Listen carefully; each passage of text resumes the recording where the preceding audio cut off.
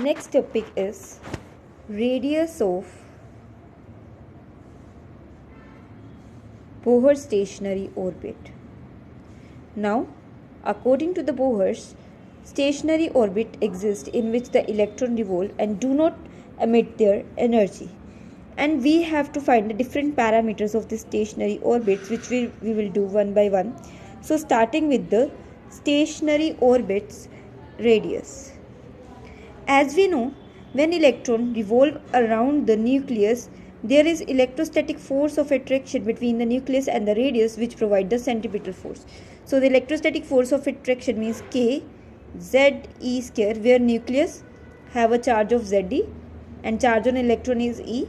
So by using the electrostatic formula K Q1 Q2 by R square, this is equals to the centripetal force, that is mv square by R. This R get cancelled with this R. We get KZE square R upon mv square upon R. Now according to the Bohr's quantization condition,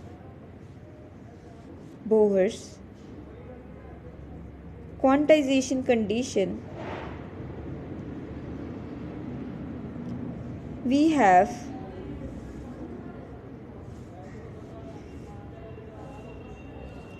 angular momentum mvr is equals to nh by 2 pi. So from here, if we find out v, that is to be nh by 2 mr, this value we get. If we substitute this value of v in this equation number 1, we will get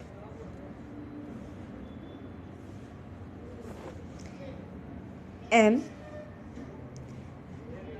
upon r. Instead of v square, we are getting nh 2 pi m r whole square equals to k z e square by r square. So by solving this equation, you will get r is equals to n square h square 4 pi square m k e square. So this is the radius of Bohr's orbit.